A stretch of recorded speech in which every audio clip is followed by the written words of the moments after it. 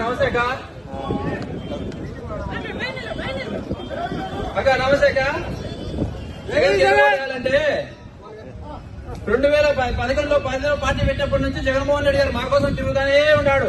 మా ఈ సమస్యలు ఏముండే మా కోసం వచ్చినాడు, విన్నాడు, మా సమస్యలు విన్నాడు, నేను ఉంటానని చెప్పినాడు. చెప్పిన మాట ప్రకారం జగన్మోహన్ రెడ్డి గారు మాకు అన్ని చెప్పిన ప్రతి ఒక్క హామీ నెరవేర్చినాడు.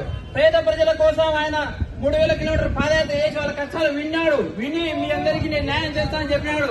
చెప్పిన విధంగా న్యాయం చేసినాడు.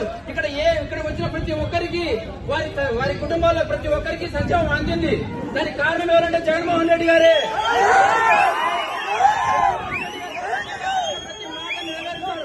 నెరవేరుస్తాడు. ఆయన మా కోసం ఉంటాడు కూడా, ఎప్పటికి కూడా ఆయన మాతో ఉంటాడు.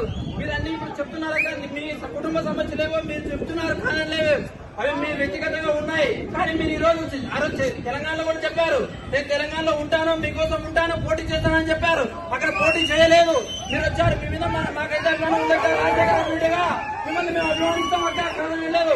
కానీ జగన్మోహన్ రెడ్డి గారు మా కోసం ఉన్నారు, ఆయన ఉన్నారు.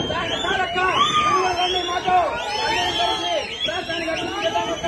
తప్పకుండా మీరందరూ మాతో కలిసినట్టు అన్నతో రండి, అభివృద్ధి చేస్తున్నాం.